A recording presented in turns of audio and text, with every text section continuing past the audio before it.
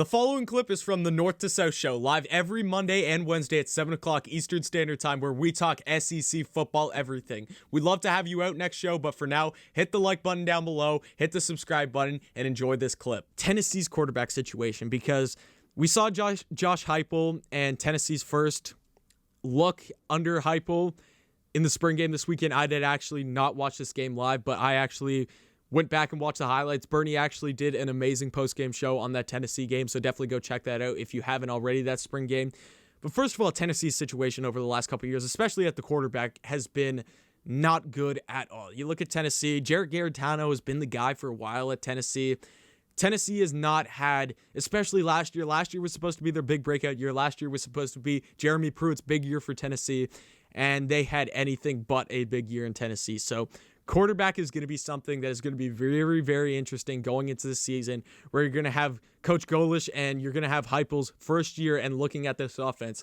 Just take it away. Quarterbacks aside, just looking at this offense as a whole in this spring game, you're going to look at this offense and you're going to be like, this is a team who wants to get yards very, very quickly and in very, very little amount of plays. Like, you look at a bunch of the different plays, they had 9 plus 20 yards plays in 9 plus 20 plus yard plays in that game alone.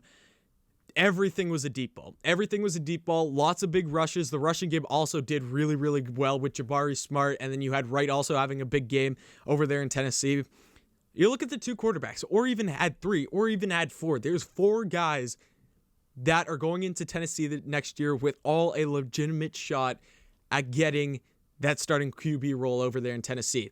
It's going to be tough to have 4 guys and have to pick one. That's why you can't go in with a guy in mind. You can't, as any Tennessee fan, you have no idea what could happen when you have 4 possible guys who could be the starting QB. Now, there are definitely favorites, and I think we're going to get into that in just a second. I think right now Harrison Bailey is probably my favorite to be the starter, but you still got Brian Maurer, who very athletic guy, very mobile, good in the pocket, everything like that. The only problem I had with Maurer was the deep ball accuracy, especially in that spring game.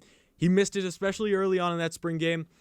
He was missing it downfield, but as the game went on, you started to see him progress, and you started to see him actually hit those deep balls. He had 1 big touchdown pass. I can't remember who it was, but it was late in the second quarter.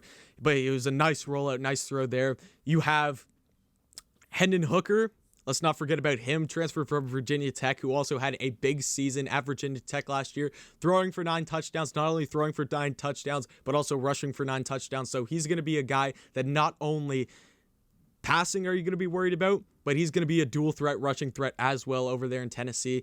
And what about Joe Milton? I know Bernie on her channel, he was a huge fan of Joe Milton at Michigan, and he really wanted him to be the guy at Michigan, and he didn't succeed as well as he was projected to at Michigan last season. But you're getting a guy who was a quarterback at Michigan, and Michigan is a pretty high power program where it's like they got a lot of social status and just look like a good team all the time. So having a guy like Joe Milton, having those 4 guys in your quarterback room at Tennessee is going to be very, very fun and a very, very exciting QB battle next year that we're going to see.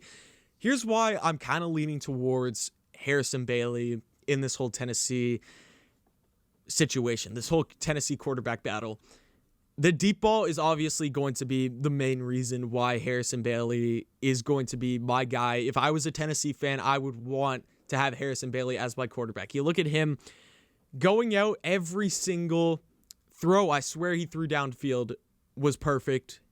I didn't see any terrible throws from him. Obviously, I think there was only 1 interception of the whole game, and that was by Hendon Hooker. It was just a late throw. It was just something that he didn't see the guy. It was just a fluttering pass that was just left up there a bit too long, and obviously the Tennessee defender takes it home for a pick 6. But Harrison Bailey, man, if we go through the stats that he had in that game, 260 yards, 12 for 26 passing, and then 4 touchdowns in that game for Harrison Bailey. 4 touchdowns in that game. Absolutely insane from Harrison Bailey. In a spring game, especially where you're not getting every single snap, Harrison Bailey had an amazing game. Now you look at Hendon Hooker's stats also in that game. He went 10 for 14, 111 yards with 2 touchdowns in that game. I think Brian Maurer only had 1 touchdown in that game. So you had 3 quarterbacks who threw for a legitimate amount of touchdowns. Like, the score in this game was, I think it was expected just with the amount of guys that you had out on Tennessee. There was a ton of guys who were sitting out in this game, but I think with everything that you had at Tennessee going into this game, again, you don't like to glorify spring scrimmages too much and things like this, but you do like to see when guys are successful. And I think Harrison Bailey was by far the most successful guy in this scenario. I think that there's no question asked that Harrison Bailey was the MVP of that Tennessee spring game. And that's why right now I'm looking at Harrison Bailey as being my leader for that Tennessee quarterback battle right now.